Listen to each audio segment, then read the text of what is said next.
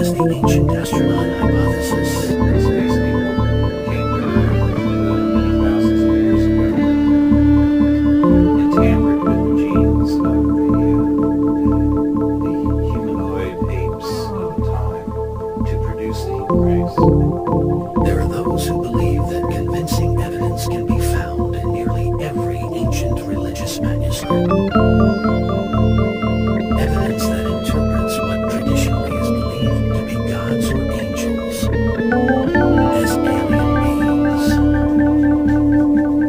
There are several references in the Bible of those who come from the sky and flying chariots of fire. In the book of 2 Kings, a chariot of fire appears and takes Elijah up to heaven in a whirlwind. Many interpret this event to be one of the first UFO abductions. It is also believed that these ancient flying gods provided mankind with the technology to create the many unexplained architectural wonders of the world. What we now know, for example, about the Incas and the Mayans and ancient Egyptian civilization, which seems to suggest, I'm becoming more and more convinced personally of this, that we do in fact have some lost civilizations. Another popular controversy is the reference to the Nephilim in the book of Genesis. This is very popular. The idea of the Nephilim, the angels that came down invading with people on earth.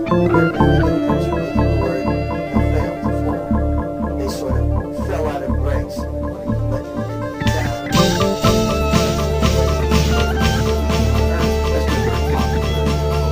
to say, well, this is an ancient reference to what the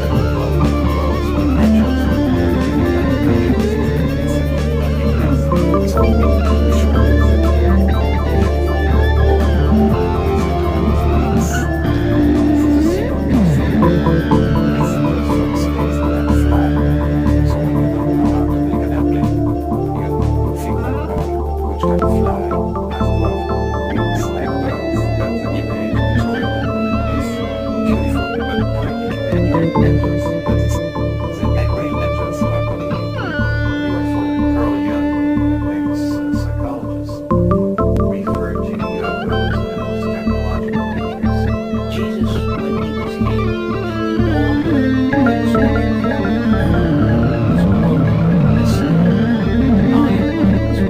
It's a very popularity of mind that means that groups that don't particularly follow the Bible like to nevertheless pick and choose some Bible verses they can quote and support. And it helps them integrate the larger culture and most of the Bible. Jesus, Moses, Muhammad, Buddha, Gandhi. These are names that everybody recognizes as being sincere, evolved souls, very advanced beings who have come to our planet to help planet Earth move forward. Other teachers of Buddha, Krishna, others may just too old. These intelligences were extraterrestrial. extraterrestrial activity didn't end in biblical times. Our modern UFO history has taken on a life of its own. UFOs have gotten a lot of publicity for years. It's like, this is the new federal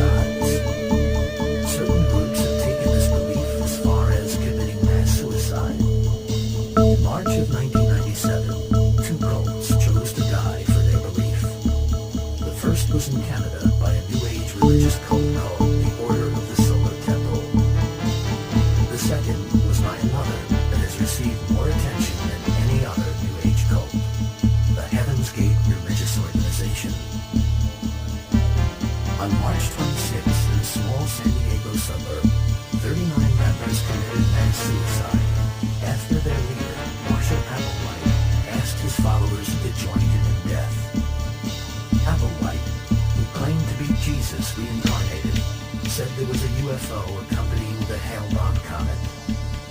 This UFO would bring the followers to be reincarnated on another planet. But experts believe that cases like Heaven's Gate are rare. The Heaven's Gate group didn't do religions as such much good because there are a lot of people who after the Heaven's Gate group would say that's what's going to happen in any of these groups if you let them loose. My personal feeling is that most of these groups are not like that. I think that there are signs, and that there were signs that people up space, and one of these was traits that is antisocial, that turned in on itself very, very early, as it did that.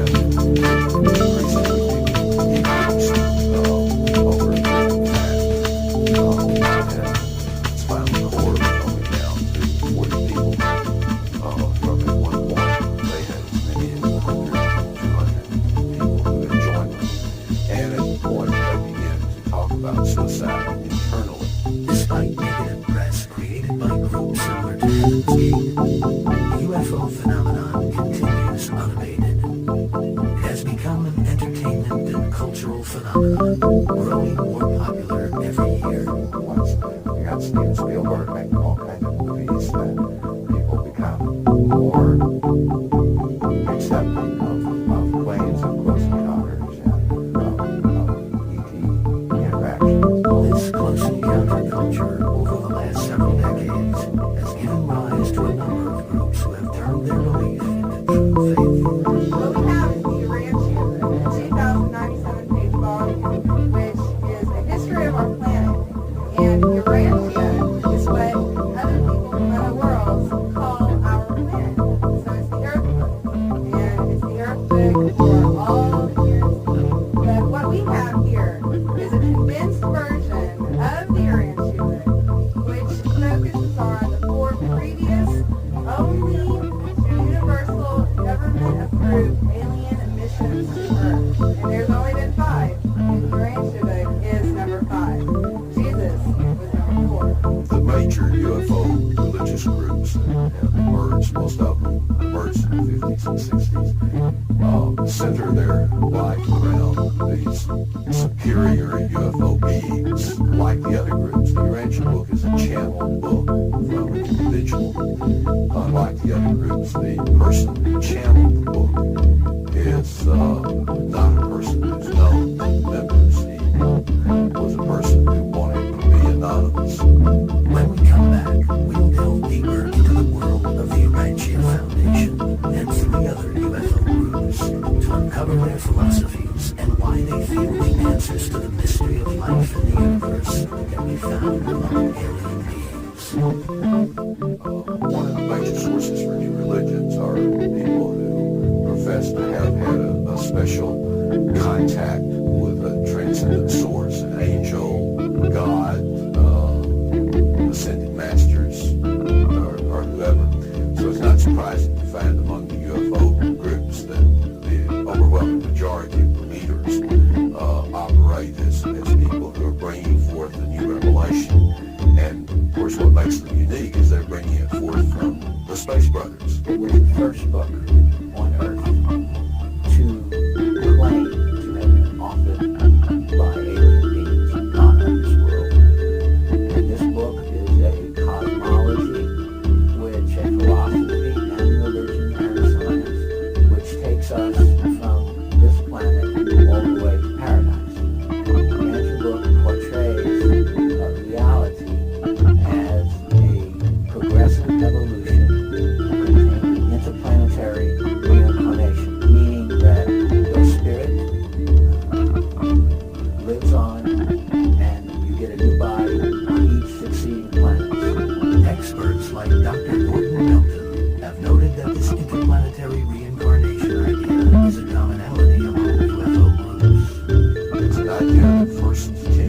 spiritualism in the late 1800s, but has been passed on through and it's become pretty much the bailiwick of UFO groups. It's quite a logical idea that if we reincarnate, maybe we don't reincarnate on Earth all the time. Actually, there are so many people on Earth right now that we don't have room in Earth's history for all the incarnations that could have been in the past. And to say that these people reincarnate on other planets really helps the idea of reincarnation. After your life, your first life in the flesh, you were brought before a trial of judges from paradise, and they decide upon your motivations in life. And if they were good, then you go into the next world, you shoot in your body, and your spirit begins just as it left off here. And those who do not make the cut, do not go to hell, The Urantia book claims to have the answers to creation, yet it mixes its own philosophies with figures found in the Bible.